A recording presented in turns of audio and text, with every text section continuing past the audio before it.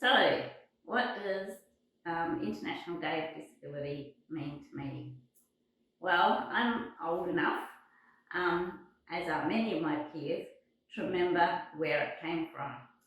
So, back in 1976, the United Nations, through the General Assembly, first of all declared 1981 International Year of the Disabled.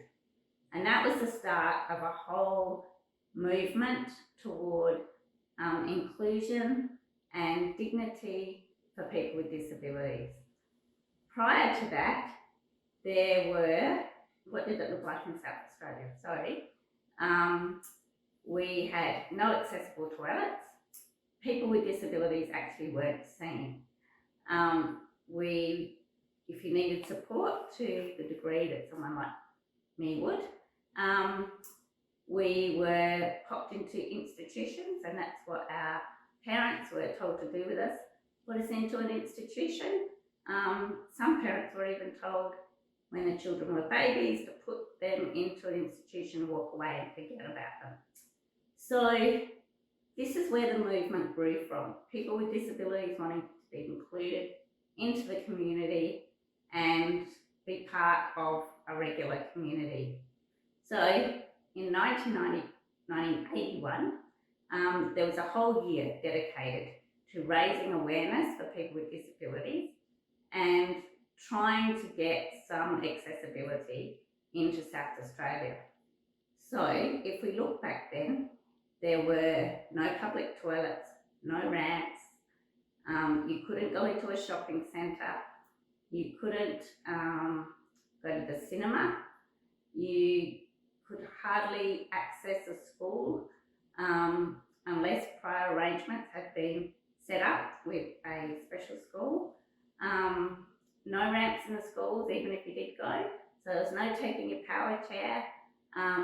You had to use a manual chair and have kids push you around. If you wanted to go into a restaurant, you would either be refused because you would be putting people off their food, or you would be sat in a corner, and I remember being sat in a corner with a screen put around me so that I would not put people off their food while they ate.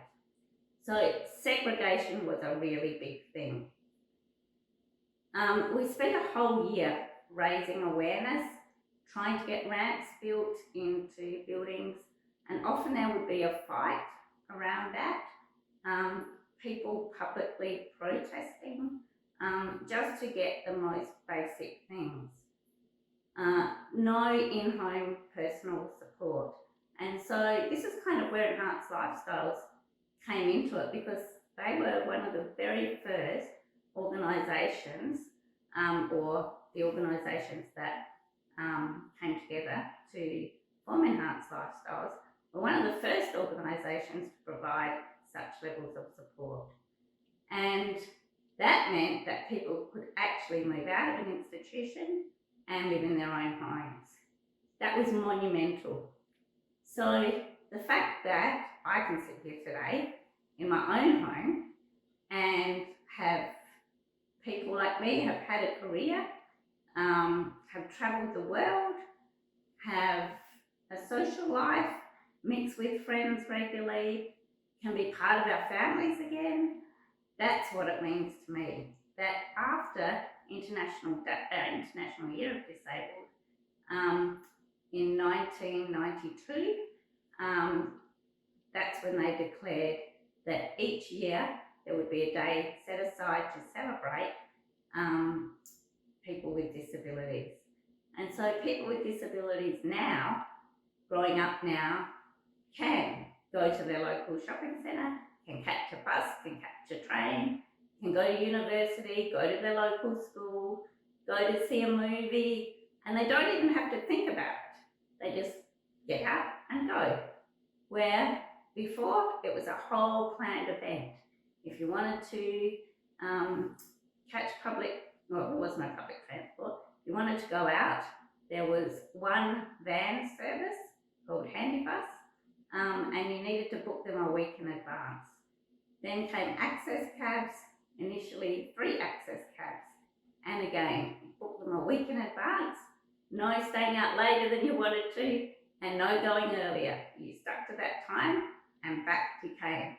So it's been a big fight to get this far, but here we are, and the pleasure to actually be able to go out, go for a walk down my local park, down the local pub, and join in with friends and family. That's what it means to me.